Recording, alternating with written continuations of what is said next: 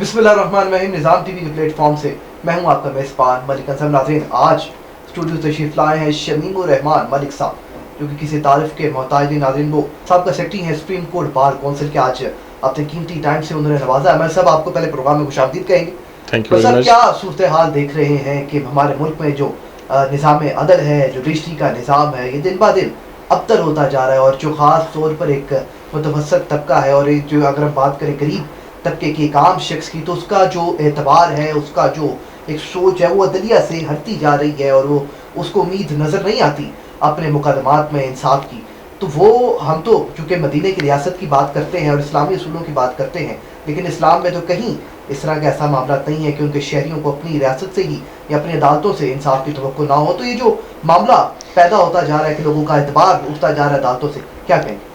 देखिए, अदालतों को आप अगर आइसोलेट करके देखेंगे बाकी निज़ाम से, तो फिर ये बिल्कुल दुरुस्त कह रहे हैं आप। लेकिन अगर आप इन अदालतों को बाकी जो हमारा निज़ाम है पूरी रियासत का, उसके साथ मिलाकर देखें, तो जिस तरह डिटीरियोरेशन पूरे निज़ाम में है, उसी तरह इसमें भी है। और ये हम कभी भी नहीं कह सकते कि कोई ऐसा वक्त पाकिस्तान में गुजरा है जब आप कहें कि हमारी अदलिया बहुत आइडियली काम कर रही थी, बहुत इंसाफ का निज़ाम बड़ा ज़बरदस्त चल रहा था, और आज वो ख़राब हो गया।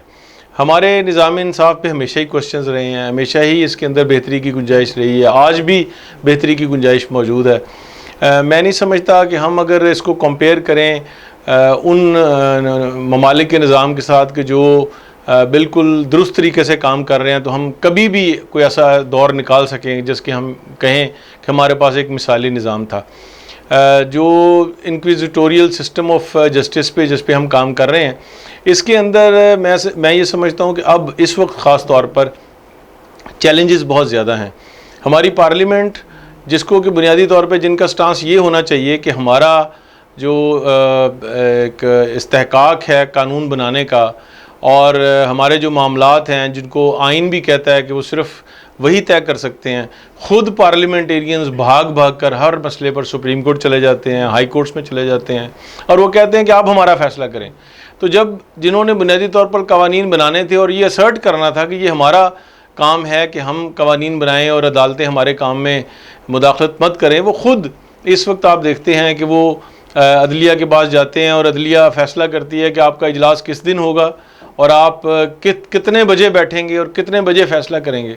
तो इसकी वजह से जो आम आदमी था, जो आपका सवाल है बुनियादी तौर पर, कि उसको जो इंसाफ मुहैया करने के लिए जो वक्त मुकर्रर था, जो अदालतों की सारी ताकत उनके लिए होनी चाहिए, वो बिल्कुल डाइवर्ट हुई है। इस हद तक आप ठीक कह रहे हैं। जब फुल बेंच बनेगा, जब फुल कोर्ट बैठेगी, या 5 जजेस बैठेंगे या 7 जजेस बैठेंगे, और महीनों फ़ैसला उन केसेस का होता रहेगा कि जो कि जिनका आम आदमी का जो निज़ाम इंसाफ आम आदमी के लिए बनाया हो, उससे ताल्लुक़ नहीं है, बल्कि वो बुनियादी तौर पे पार्लियामेंटेरियंस का अपना काम था करने का, तो यकीनन उससे ये मुतासर होगा। और ये इस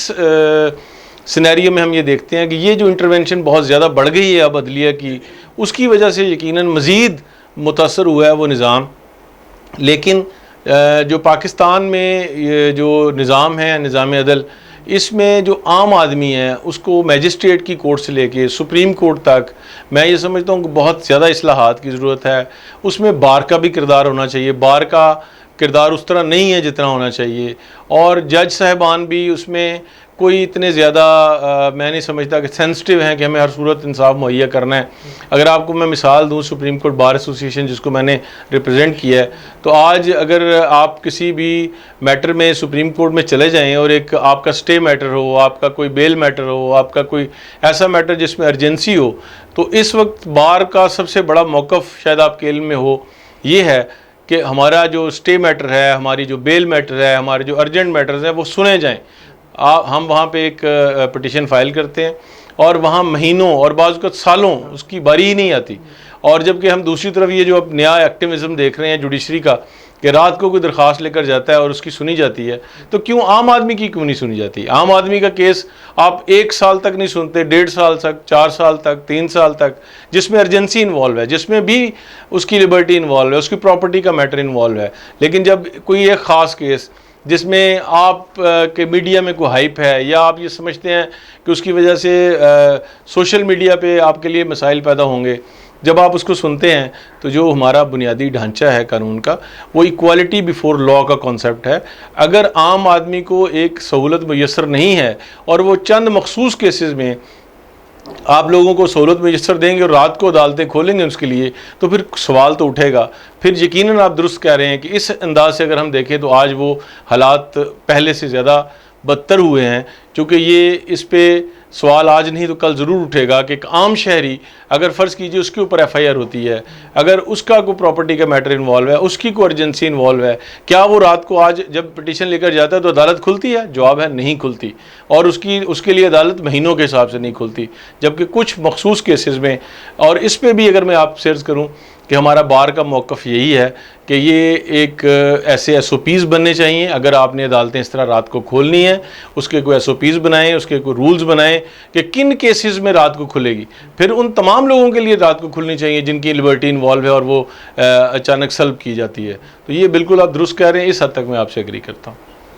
मलिक साहब, एक और मामला जो आजकल बात बड़ी सुनने को दिखाई देती है, फॉरेन फंडिंग केस की काफ़ी जो है पास के समय हर तरफ सुनाई देती है, और दूसरी अब से चंद दिनों पहले जो एक फुल कोर्ट का मामला जो ज़ेर बहस आया, जिनमें सुप्रीम कोर्ट की जानिब से फुल कोर्ट नहीं बनाया गया, सियासतदान जो थे उनकी जानिब से काफ़ी इस मामले में तनकीद की गई। तो माजी में तो फुल कोर्ट नहीं बनाया गया, लेकिन आइंदा आने वाले दिनों में जो फॉरेन फंडिंग केस है मुतालबा किया जा रहा है फुल कोर्ट का, तो क्या देखते हैं कि ये फुल कोर्ट बन पाएगा? आप चूँकि एक सीनियर कानूनदान है, अपना तजर्बा क्या देखते हैं, ये जो फॉरेन फंडिंग केस है क्या इसका फैसला?